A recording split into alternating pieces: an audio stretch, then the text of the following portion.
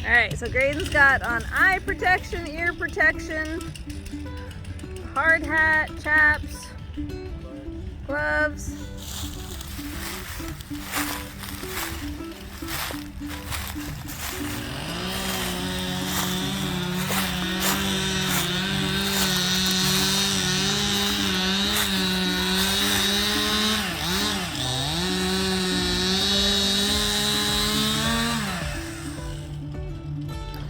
So for the bridge project, I didn't have to take down too many trees. I really like trees, and I really like certain types of trees. So poplars are one I like to keep back there. Walnuts I really like to keep. Redbuds are all over the creek, and I like to keep those too. And pawpaws as well. So I think I had to take down one pawpaw I didn't want to take down, and a walnut tree, but it was already dead. One of the things I considered when finding the location for the bridge was the trees I would have to take out to build it. So I found a spot where the creek was kind of narrow, and there wasn't a ton of trees on either side. And also I wanted to have good strong trees upriver on both sides for when it floods to break the water and not let it just push right up against the bridge as strong. So I didn't have to take out a lot of trees to build the bridge.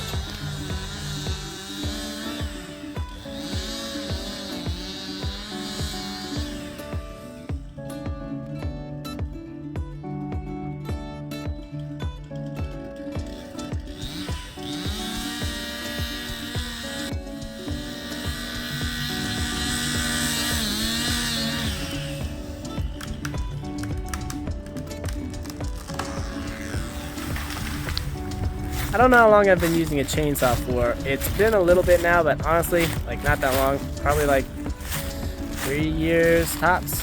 Dad and Mom didn't want me using a chainsaw for a while just because it's a pretty dangerous tool, and there never was a need to. Dad always did all the chainsaw work, and I was always there cleaning up everything that he'd be cutting down. So since it was a two-man job, it was never really important for me to know how to use a chainsaw. But then with the bridge project and just other like trees coming down on fences and stuff that didn't really need to be bucked up or anything, they just needed to be cut down and moved. It was important for me to be able to learn how to use one, so Dad showed me how, and I started doing some chainsaw work on my own. Out of that, or out of gas. Out of Oh, gas. it's so satisfying that it goes where you want it to go. Isn't it? Except that it split those trees. I was hoping to pick one side or the other, but yeah, that went pretty well. Bridge!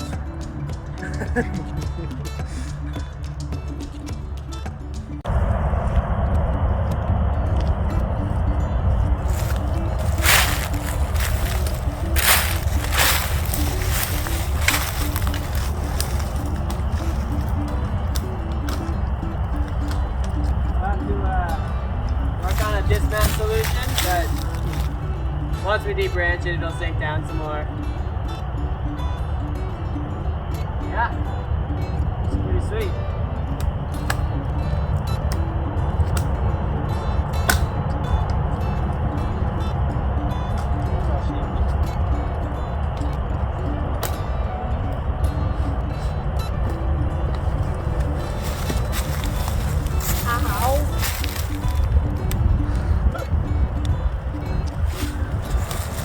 All this stuff here is going to be great for filling up. It's a very light wood, but it's still hard. We're back out at the creek, and as you can see, this is much more the normal level of the creek. This is relatively high still, but at least you can see some of the sandbars that we have through here normally. As you can see, Greyden and Sam's efforts to clear the creek were somewhat effective, but certainly not perfect. That's very effective. You've seen this mess before.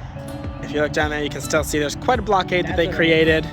Greyden says that's what it looked like just right here previously. So quite a difference, but still quite a bit of work to be done. And if the creek gets too much lower, we won't be able to float any of this stuff No, we'll have to cut it. down it. We'll have to cut it up and lug it out of here, which will not be fun. So for reference, that ditch right there was pretty much underwater. Greyden was, you know, on top of this, floating on the top of the water. It was pretty full.